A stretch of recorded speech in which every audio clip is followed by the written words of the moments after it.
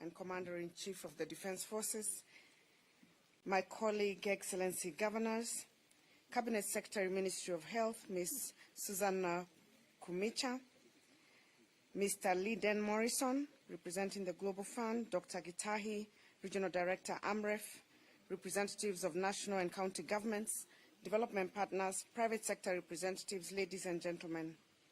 I would like to begin by thanking His Excellency the President for fostering a good relationship between the national and county governments. The collaboration between the two levels of government is critical in achieving Vision 2030 and by extension ensuring every Kenyan citizen has access to the highest attainable health standards.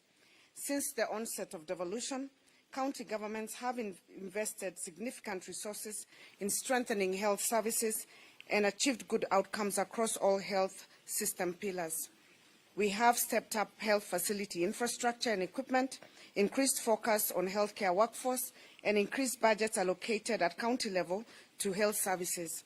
Today, we have a keen focus on primary healthcare and community health services. This launch, Your Excellencies, ladies and gentlemen, goes a long way in improving the capacity of our health system across all 47 counties. As such, the Council of Governors is glad to be part of this flagging off. The universal health coverage agenda is the hallmark of the Kenya Kwanza government's commitment to improve the well-being of Kenyans by ensuring that people have access to the health care they need without suffering financial hardship. Achievement of UHC is not just a health sector matter, but one that requires multi-sectoral action, especially in addressing the social determinants of health, like education, physical and social environment, and the wider set of forces affecting people's health and their access to health services. To attain UHC, both levels of government as well as other actors like the private sector must work together in strengthening health service delivery.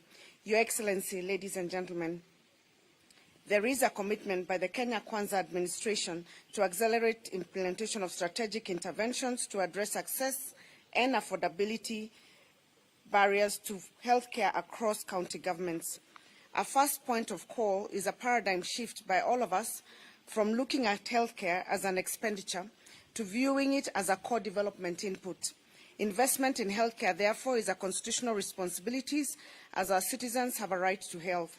It is against this backdrop and the COVID-19 context that Global Fund, through AMREF, as a principal recipient, allocated additional funding to strengthen the medical oxygen ecosystem in Kenya. We thank the Global Fund and AMREF for these efforts. I would like to note that efficient and reliable supply chains are essential to a resilient health system and central to achieving universal health coverage.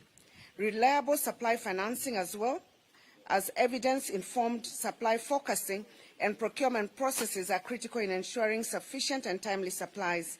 In Kenya, the procurement and financing of health commodities is shared between the Ministry of Health, county governments, and development partners.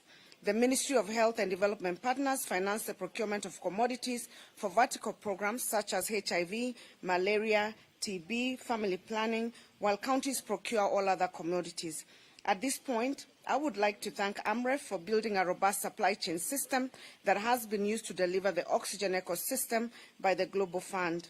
A robust oxygen ecosystem is paramount to not only improving healthcare in Kenya, but also cushioning the country against catastrophic incidences when public health threats strike. Your Excellencies, ladies and gentlemen, despite these notable milestones, there are issues that persistently stifle the progress counties are making in health service delivery. Amongst them are changing disease patterns, health workers' strikes, inadequate staff, especially in specialty and critical care areas, inadequate funding, delayed disbursement of equitable share and conditional grants by National Treasury, and now the raging of pandemics. The oxygen ecosystem grants supported by Global Fund address various health system gaps, which is a step in the right direction.